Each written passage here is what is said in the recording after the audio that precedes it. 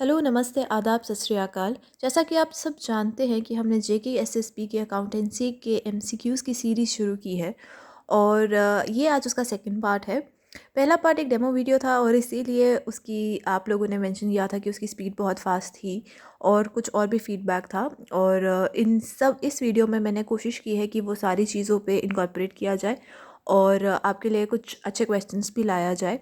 Speed की बात छोड़कर अगर आप में से कुछ लोगों ने ये लिखा था कमेंट्स में कि ये आउट ऑफ सिलेबस है। देखिए, ऐसा है कि आपके जो सिलेबस में ब्रॉडली ये आइडेंटिफाई नहीं किया गया है और अगर कि आइडेंटिफाई नहीं किया गया है कि क्या एक्सक्लूजन्स हैं और बहुत ब्रॉड टॉपिक्स दिए गए हैं, चाहे वो फर्स्ट ही यूनिट क्यों ना हो जिसमें आपका अकाउंटिंग टर्म्स एंड डेफिनेशंस दी गई है या फिर आपका financial management slash financial accounting का जो टॉपिक है उसमें दिया गया हो। तो इसको ये मत सोचिए कि जस्ट बिकॉज आपने इन टर्म्स को पहली बार देखा है या इन रेशियोज़ को पहली बार देखा है तो ये इंपॉर्टेंट नहीं है। काफ़ी बेसिक टर्म्स हैं और कॉमर्स स्टूडेंट जानते होंगे कि ये सबसे पहली चीज़ें हैं जो सिखाई जाती हैं जब हम अकाउंटेंसी पढ़ने में आते हैं। सबसे पहले लास्ट क्वेश्चन में किसी ने मुझसे पूछा था कि please explain what is acid test. तो एसिड टेस्ट रेशियो क्या होता है ये मैं आपको बताऊँगी अभी। देखिए, आपने पढ़ लिया होगा कि there are different types of assets और इन एसेट्स की classifications broadly convertibility, physical existence और यूजेज के बेसिस पे भी हम करते हैं। कन्वर्टेबिलिटी का मतलब ये है कि कितनी जल्दी ये एसेट्स कैश में कन्वर्ट किए जा सकते हैं। तो इसमें से 3 टाइप ऑफ एसेट्स हैं which are liquid, current and fixed assets. अगर आपने सिर्फ 2 एसेट्स के बारे में पढ़ा है और ये वाली क्लासिफिकेशन नहीं ध्यान रखी है तो प्लीज़ इसको एक बार नज़र मार लीजिएगा। तो अब करंट एसेट्स हमें पता है क्या है, cash in hand, bank account, inventory, debtors, investment, prepaid expenses etcetera. ये वो है जो 1 साल के कम पीरियड के विद इन आप उनको कैश में कन्वर्ट कर सकते हैं। ठीक है, इसी की एक और टाइप ऑफ एसेट होता है जिसको हम बोलते हैं लिक्विड एसेट। अब लिक्विड एसेट्स क्या है, ये वो एसेट्स हैं जो इक्वलेंट है या ऑलमोस्ट इक्वली गुड है, जैसे कैश हो सकता है वैसे, और इंक्लूड करते हैं bank accounts, marketable securities, bonds etcetera. यानी कि जब आप चाहे, आप अगर बैंक की एग्जांपल है, आप जब बैंक चाहे आप पैसे निकाल के आ सकते हैं। ठीक है, तो उसमें क्या आपको ऐसा नहीं है कि वो 1 साल के विद इन कन्वर्जन टाइम होगा या कोई वेटिंग पीरियड होगा। ठीक है, इसमें से अभी भी कुछ चीज़ें ऐसी है जैसे फॉर एग्जांपल इन्वेंट्री हो गया या वर्क इन प्रोग्रेस हो गया, जो कि करंट होते हुए भी आप कह सकते हैं कि इमीडिएटली कैश में कन्वर्ट नहीं हो सकते या as good as cash equivalent नहीं है। क्योंकि ऑब्वियसली अगर आधा काम अधूरा आप किसी को थोड़ी ना दोगे, आप काम पूरा करने का वेट करोगे तभी जाके वो आप उसको एक तरीके से इन्वेस्टमेंट या आप उसकी रिटर्न्स मांग सकते हो। ठीक है, तो इन दोनों में बस फ़र्क ये आ जाता है कि लिक्विड एसेट्स में 2 चीज़ें नहीं इंक्लूड होती है। करंट एसेट्स में से जब हम स्टॉक और वर्क इन प्रोग्रेस निकाल देते हैं तो हमारे पास क्या बचता है, लिक्विड एसेट्स या क्विक एसेट्स। ठीक है, तो अगर आपको क्वेश्चन आता है कि लिक्विड और quick assets is equal to A current assets minus stock plus work in progress या B current assets plus stock plus work in progress, तो आपने क्या लिखना है, आपने A current assets minus stock plus work in progress. ठीक है, ये कोई आउट ऑफ सिलेबस चीज़ नहीं है, बाकायदा आपके सिलेबस में है, बस ये है कि आए ना आए आपको पता होनी चाहिए। ठीक है, तो क्विक रेशियो या एसिड टेस्ट रेशियो क्या बताता है, ये बताता है कि क्या एक कंपनी के पास सफिशेंट पैसा है या सफिशेंट कैश है अपनी शॉर्ट टर्म जो उसकी रिक्वायरमेंट्स है और लाइबिलिटीज़ है उसको मीट करने के लिए कि नहीं। ठीक है, अभी इतना ही काफ़ी है, चलिए आगे बढ़ते हैं। तो चलिए स्टार्ट करते हैं आज के पहले क्वेश्चन से। तो पहला क्वेश्चन कहता है कि what is the formula of capital employed. Your options are first share holders fund plus non current liabilities, second total assets minus current liabilities, 3 non current assets minus working capital, या D और 4 total assets minus total liabilities. Options are A only 3 and 4, B only 1, 2 and 3, C only 1 and 2, या D all of the above। ठीक है, so capital employed is what? It is the capital which is utilized by the company to generate profits। profits कमाने के लिए जो भी पैसा रखा जाता है कंपनी या बिजनेस के काम काज के लिए, जो पैसा रखा जाता है उसको हम कैपिटल बोलते हैं। ठीक है, और अब कैपिटल एम्प्लॉयड इंक्लूड क्या करता है, ये हमारे लिए क्वेश्चन है। सबसे अच्छा तरीका है, एक बैलेंस शीट आपके सामने रखी है। अब आप बैलेंस शीट में देख सकते हैं, एक साइड आपको एसेट्स दिए गए हैं जिसमें करंट एसेट्स और नॉन करंट एसेट्स दिए गए हैं, और दूसरी साइड आपका आता है लाइबिलिटीज़ एंड इक्विटी जिसमें आपके current liabilities, non current liabilities और इक्विटी शो की जाती है। ठीक है, अब कैपिटल जो होता है उसमें 2 टाइप ऑफ चीज़ें इंक्लूड होती है, एक होता है आपका डेट और दूसरा होता है आपका इक्विटी। और आपको ये भी पता है कि एसेट्स और लाइबिलिटीज़ दोनों साइड का जो टोटल होता है वो इक्वल होना चाहिए। ठीक, तो कैपिटल एम्प्लॉयड क्या होगा, share holders fund plus non current liabilities, बिल्कुल होगा। तो इस केस में क्या होगा, लॉन्ग टर्म लाइबिलिटीज़ होगी 48,000 और आपका इक्विटी हो गया 90,000, तो आपका टोटल हो गया 1,38,000। ठीक है, ये आपकी हो गया कैपिटल एम्प्लॉयड। अब दूसरी ऑप्शन होगी total assets minus current liabilities. तो आप देख सकते हैं यहाँ पे टोटल एसेट्स है 1,77,000 और आपकी टोटल करंट लाइबिलिटीज़ है 39,000। तो जब हम इसको माइनस करेंगे तो हमारा आंसर क्या आ जाएगा, सेम 1,38,000। फोर्थ की बात हम थोड़ी देर तक करते हैं, आगे जैसे जाएंगे तो आपको थोड़ा और इसके बारे में क्लियर हो जाएगा। तो इसका आंसर क्या रहेगा, 1 and 2। ठीक है, चलिए स्टार्ट करते हैं अब नेक्स्ट क्वेश्चन से। तो हमारा नेक्स्ट क्वेश्चन बोलता है preliminary expenses that is all expenses incurred before the start of the business operations are example of A. current assets, B. current liabilities, C. fictitious assets या D. investments। ठीक है, अब preliminary expenses का आपने नाम सुना है, नहीं सुना है मुझे नहीं पता, बट क्या होते हैं, ये वो एक्सपेंसेस होते हैं जब कोई भी बिजनेस ऑपरेशन स्टार्ट करने से पहले इनकर किए जाते हैं। और ये डिफरेंट टाइप के हो सकते हैं, जैसे फॉर एग्जांपल आपकी लीगल कॉस्ट हो गई, आप हायर करेंगे आप सीए को हायर करेंगे, आप एक हो सकता है कि आप एक लॉयर को हायर करें सारी लीगल फॉर्मेलिटी समझाने के लिए। ठीक है, उसके लिए जो भी पैसे यूज़ होते हैं उनको हम प्रीलिमिनरी एक्सपेंसेस बोलते हैं। और ये किस चीज़ में आते हैं, इनको हम बोलते हैं ये करंट बहुत से लोग इसको शायद करंट लाइबिलिटीज़ मार्क कर देंगे और सोचेंगे कि ये ठीक आंसर है, but no, this is not the right answer. Your current this answer in this case is going to be your fictitious assets. ठीक है, तो आपका आंसर क्या होगा इस केस में, सी, फिक्टिशियस एसेट्स। अब फिक्टिशियस एसेट्स क्या होते हैं, जिस तरीके से आपको मैंने बताया था कि ज़रूरी नहीं है कि आपको सारी चीज़ें पता हो और एसेट स्ट्रेट फॉरवर्ड आपसे पूछे जाए। कुछ एसेट्स की बाइफरकेशंस फिक्स्ड और करंट से थोड़ा सा हटके जाती है। और जहाँ पे मैं बात करती हूँ, आपको मैंने अगर फर्स्ट स्लाइड दिखाई हो, आपको याद हो कि वो टेंजिबल और इनटेंजिबल की बात की थी हमने, जिसमें हमने एसेट्स को टेंजिबिलिटी के बेसिस पे भी डिफाइड किया था। इसमें आ गया था एक इंटेंजिबल और लास्ट एक आ गया था टेंजिबल। ठीक है, इसी इंटेंजिबल में एक एसेट आते हैं जिसको हम बोलते हैं फिक्टिशियस एसेट्स। ठीक है, ये फिक्टिशियस नाम से ही पता चलता है कि ये एक्चुअल में एसेट्स नहीं होते। याद रखिएगा, इनको हम डेफर्ड एक्सपेंडिचर्स भी बोलते हैं, क्योंकि हम इसको एक पीरियड में विद इन राइट ऑफ नहीं करते, हम इसको आगे लेके चले जाते हैं। ठीक है, ये मैंने आपको जो दिखाई थी उसको याद कीजिएगा। तो ये तो सिंपल क्वेश्चन है कि what are assets, assets should be equal to, तो सिंपल ये याद कीजिएगा, कैपिटल प्लस लाइबिलिटीज़। ठीक है, और अब ये कैपिटल जो है इसके दो तरीके होंगे। ये कैपिटल आपका इक्विटी भी इंक्लूड कर सकता है और डेट भी इंक्लूड कर सकता है। और ये सारी चीज़ें मिला के जब हम उसको नॉन करंट लाइबिलिटीज़ के साथ और करंट लाइबिलिटीज़ के साथ ऐड करते हैं तो हमारी टोटल लाइबिलिटीज़ बन जाती है। चलिए next question, simple question again, which of the following is called as the book of original entry. ठीक है, cash book, capital loss, journal, या फिर आपका तीसरा ऑप्शन है रेवेन्यू लॉस। ठीक है, ऑब्वियसली ये तो बहुत ही ज़्यादा सिंपल और बेसिक क्वेश्चन है। तो इसका आंसर क्या है, ओरिजिनल एंट्री क्या होएगी, जर्नल। ठीक है, इसको याद रखिएगा, your book of original entry is called as journal. Next question, entry made on both the sides of cash book is called A double entry, B compound entry, C contra entry या D mixed entry.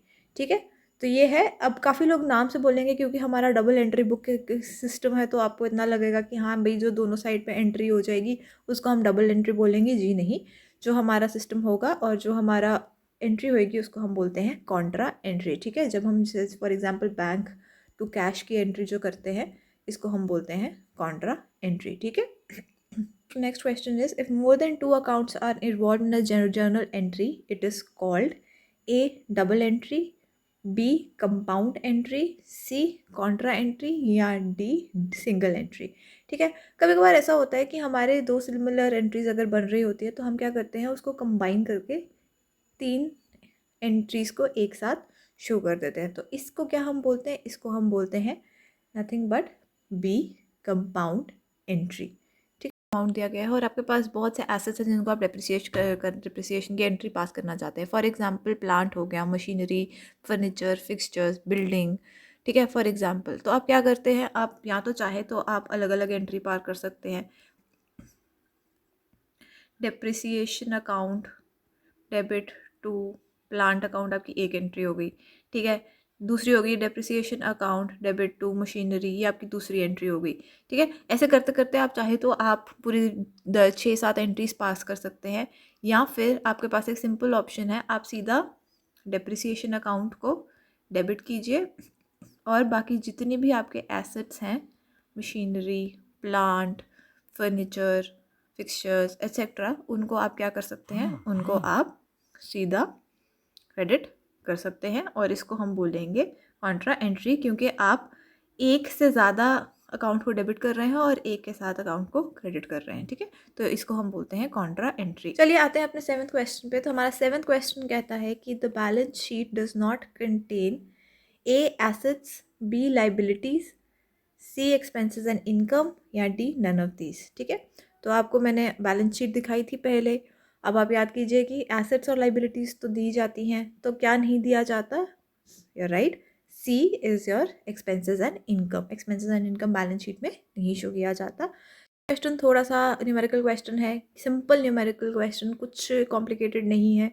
So if the current assets and working capital of a company are 80,000 and 50,000 respectively, then the current liability will be A 1 lakh, B 1,30,000, C 70,000, या D 30,000। ये 1,30,000 है, sorry, ठीक है। तो क्या आ जाएगा हमारा, अब हमारे को दिया गया है करंट एसेट दिया गया है जो कि है 80,000 और करंट वर्किंग कैपिटल दिया गया है which is 50K।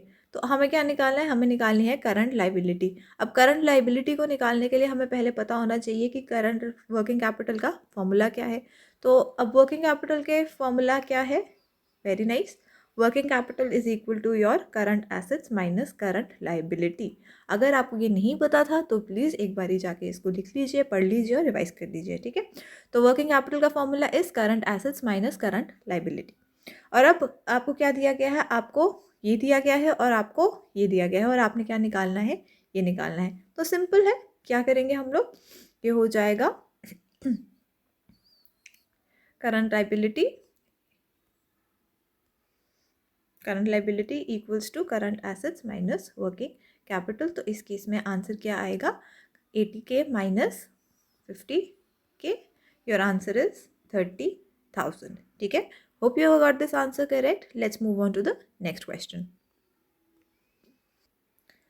So the 9th question says that if fixed assets are 5 lakh and current assets are 3 lakh and current liabilities are 1 lakh and there is no investments, then what will be the capital employed be?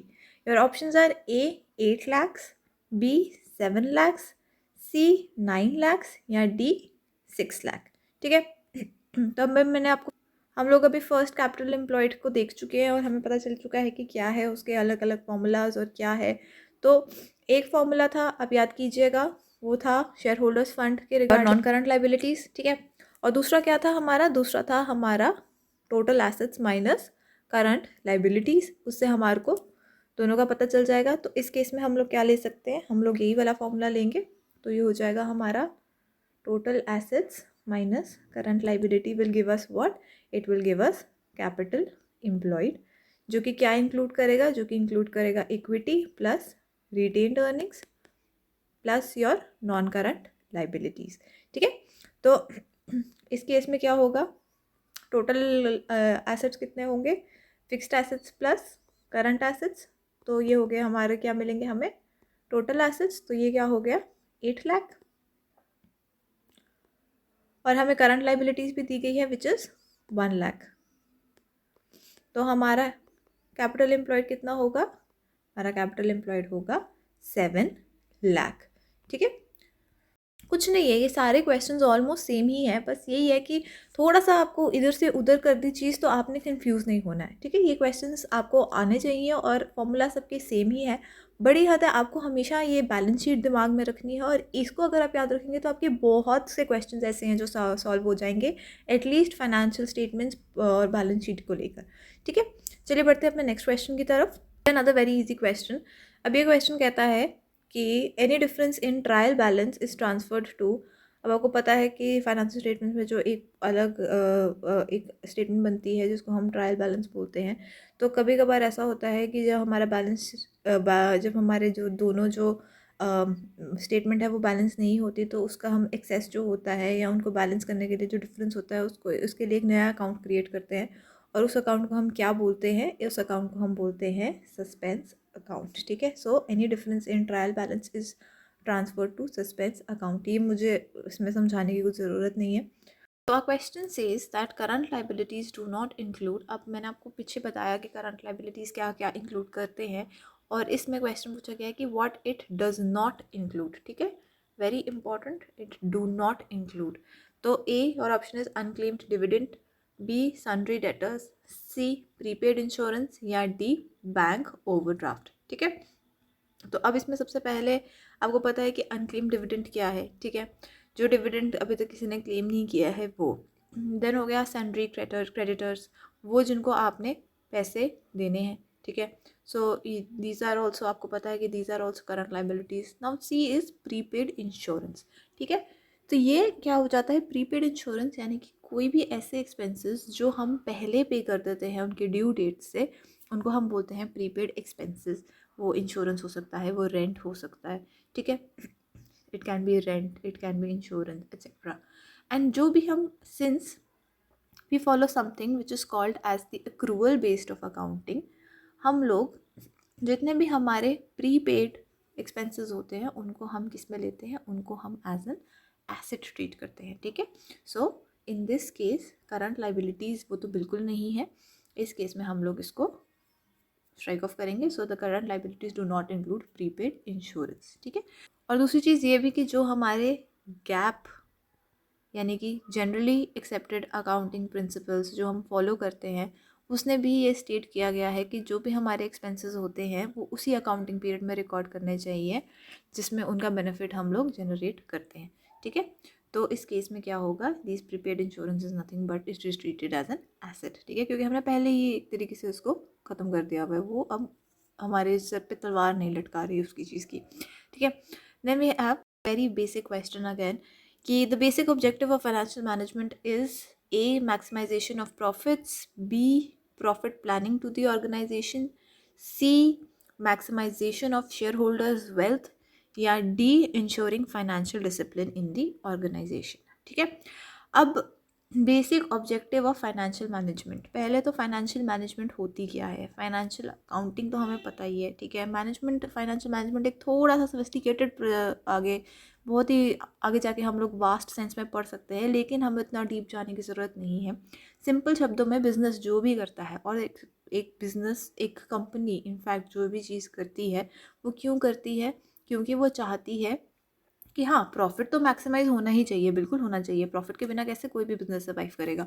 लेकिन हम ये बोलते हैं कि profit maximisation के पीछे भागना एक थोड़ा सा कहते हैं कि इनकम्प्लीट सा कॉन्सेप्ट है। ठीक है, तो सबसे पहला एम क्या हो? क्योंकि ज़रूरी नहीं है, एक तो सबसे पहले आपको ये नहीं पता कि आप कौन से प्रॉफिट के पीछे भाग रहे हो। क्या आप ग्रॉस प्रॉफिट की बात कर रहे हो? क्या आप नेट प्रॉफिट की बात कर रहे हो? आप किसी के पीछे बात कर रहे हो? ठीक है, फिर उसके बाद लेकिन फिर दूसरी ऑप्शन ये आ जाती है कि second option is profit planning of the organisation. ठीक है, फाइनेंशियल मैनेजमेंट इज ओके, ये इसका पार्ट बेशक मान सकते हैं कि बेसिक ऑब्जेक्टिव हम उसका नहीं, एंसिलरी ऑब्जेक्टिव हो सकते हैं, एक्स्ट्रा ऑब्जेक्टिव हो सकता है, लेकिन मेन पर्पस कोई किसी भी कंपनी का अपने account statements, trading and profit and loss हो गया, बैलेंस शीट हो गया, ये क्यों बनाती हैं कंपनीज? बेसिकली वो ट्रांसपेरेंसी रखने के लिए तो बनाती ही बनाती है, लेकिन किसको ट्रांसपेरेंसी चाहिए होती है? जो कि उसकी एक्सटर्नल पार्टीज़ होती है, जो उसकी इंटरनल पार्टीज़ होती हैं। जैसे फॉर एग्जांपल सबसे मेन उसमें से आ जाता है वो लोग जिन्होंने उस कंपनी में, उस बिज़नेस में पैसा लगाया होता है। ठीक है, तो वो कौन होते हैं? वो होते हैं शेयर होल्डर्स। और इसीलिए हम लोग बोलते हैं कि फाइनेंशियल मैनेजमेंट का जो बेसिक पर्पस होना चाहिए वो ये होना चाहिए कि उसको, जिन्होंने लोगों ने पैसा लगाया है, उसकी वेल्थ को बढ़ा सके, उसकी वेल्थ को मैक्सिमाइज कर सके। ठीक है, so this is the basic objective of financial management. चलिए आते हैं अब हमारे नेक्स्ट क्वेश्चन की तरफ। सो हमारा नेक्स्ट क्वेश्चन बोलता है कि interest paid on loan is a financial expense. Your options are A financial expense, B selling expense, C management expense, या डी लॉस। ठीक है, जो जब हम लोन उठाते हैं तो उसका जो हम ऑब्वियसली इंटरेस्ट पे करते हैं, तो क्या वो इंटरेस्ट, अगर आपने बिज़नेस पॉइंट ऑफ व्यू से आपके बिज़नेस में लोन उठाया तो आप उसको क्या मानेंगे? क्या वो फाइनेंशियल एक्सपेंस होगा, क्या वो सेलिंग एक्सपेंस होगा, मैनेजमेंट एक्सपेंस होगा, या लॉस होगा? ठीक है, ये ना समझिएगा कि ये लॉस होगा क्योंकि आपको ऑब्वियसली पैसे देने पड़ रहे हैं, कुछ ऐसा।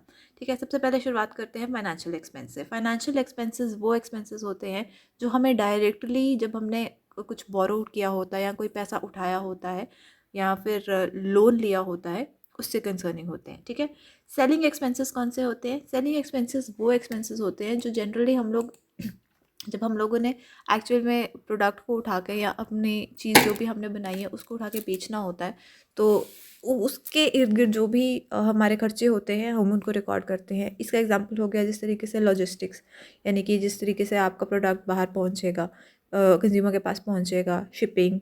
ठीक है, अब ऑब्वियसली आप सब ऑनलाइन बाइंग करते हैं, तो जो काफ़ी बारी ऐसी होती है कि जो भी शिपिंग का खर्चा होता है वो आप पे करते हैं और कभी कभार बिजनेस खुद ही पे करता है। ठीक है, तो ये सारे क्या हो गए? ये हो गई selling expenses. And last is your management expenses. Management expenses कौन से हो गई? वो चीज़ें जो कि जनरली मैनेजमेंट को के खर्चों पे यूज़ होती है। For example your directors remuneration. ठीक है, जो पैसा आप अपने डायरेक्टर्स को देते हैं या फिर जो पैसा आप सैलरीज में निकालते हैं, जो पैसा आप कमीशंस में निकालते हैं। ठीक है, ये सारे क्या हो गए एग्जांपल? ये हो गए आपके मैनेजमेंट एक्सपेंसेस के। तो इसको मद्देनज़र रखते हुए हमारा interest paid on loan is what? It is nothing but a financial expense. ठीक है, hope you got this one right too. Next question की तरफ। हमारा नेक्स्ट क्वेश्चन बोलता है कि carriage paid on goods purchased is what? A direct expense, B indirect expense, C selling expense, या D operating expense. ठीक है, तो carriage paid on goods purchase यानी कि जब मैंने ऑर्डर दिया, अपना सप्लाईज खरीदी, तो जो कैरेज है जो कि मेरे सप्लाईज को लेकर आएगा मेरी फैक्ट्री तक, तो उसको, उस एक्सपेंसेस को मैं किस में क्या क्लासीफाई करूँगी? तो ये इसका आंसर क्या रहेगा? इसका आंसर रहेगा, क्या आपको ये आंसर पता होगा? इसका आंसर रहेगा ए, यानी कि डायरेक्ट एक्सपेंसेस। ठीक है, डायरेक्ट एक्सपेंसेस। अब क्यों रहेगा डायरेक्ट एक्सपेंसेस? क्योंकि आपको पता है कि डायरेक्ट एक्सपेंसेस वो एक्सपेंसेस होते हैं जो कि डायरेक्टली रिलेटेड होते हैं with the cost of production. ठीक है, expenses on the other hand वो एक्सपेंसेस होते हैं जो कि फिक्स्ड रहते हैं, यानी कि वो आपके जो ऑपरेशनल वॉल्यूम होती है या वॉल्यूम के बेसिस पे ऑल्टर नहीं होते। तो और आते हैं सेलिंग एक्सपेंसेस, वो मैंने आपको बता दिए हैं। फॉर एग्जांपल आपके डिस्ट्रीब्यूशन और मार्केटिंग के रिलेटेड कॉस्ट हो गई से, फॉर एग्जांपल, ठीक है, your shipping etcetera, insurance cost etcetera. ठीक है, and last is your operating expenses. ठीक है, ऑपरेटिंग एक्सपेंसेस कौन से हुए? वो वाले एक्सपेंसेस हुए जो कि जनरली आपके routine day to day transaction में आप इनकॉर्पोरेट करते हो। तो आज के क्वेश्चंस हमारे यहाँ पर ख़त्म होते हैं। नेक्स्ट टाइम हम आपके लिए एक और वीडियो लेकर आएंगे और हम पार्टनरशिप एक्ट के क्वेश्चंस को देखेंगे।